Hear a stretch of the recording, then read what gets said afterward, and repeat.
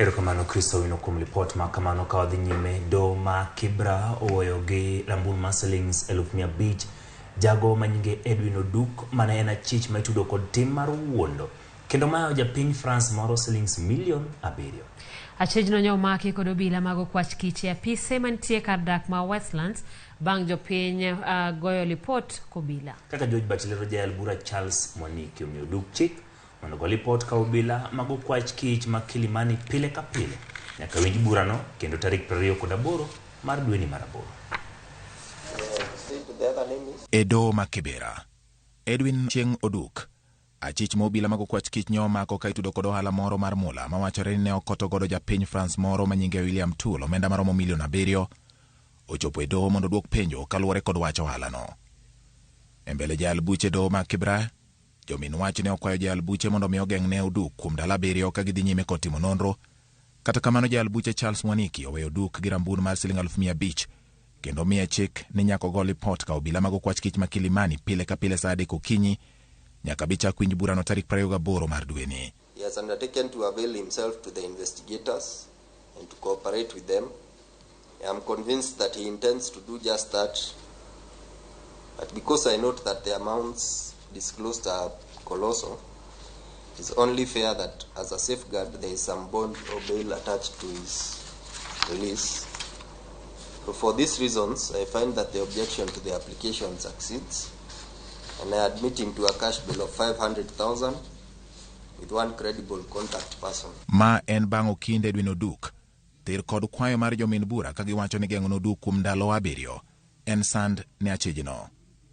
Bang' japiny France no chich ni omenda ne chal ka gima ni gwenyego ne ogolo lipot kobila mag okwach kich manyoluo Oduk nyaka apisi mare mantie kar dak ma Westlands bure Nairobi kama nyogi yude sanduge mag mabati bura molor maber ma apisa mag obila koni osebed ka itiyo godo e wuondo joma ni kod siso mar donjo ohala ma yutogi ni malo.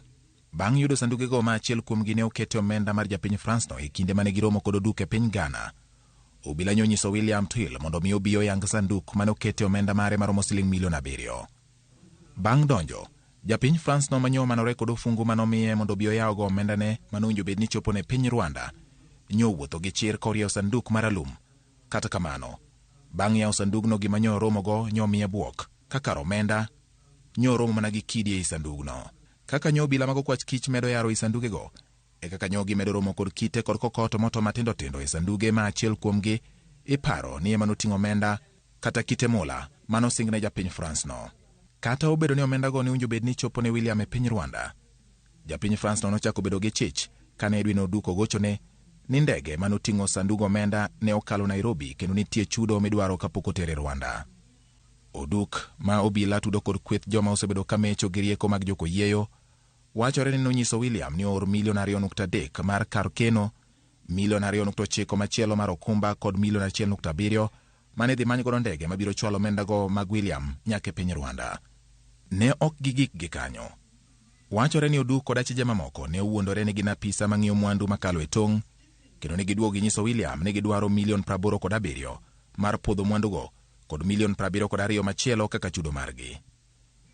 Obila pod manyo achije mamoko ka bende gikoni gidhi timo nonro koting'o ne simbo Oduk mar yango kaka kuo ma kamano ne ochan ka burano bende koro ibiro winj tarik 28 mar dweni. George Bati, Ramogi TV.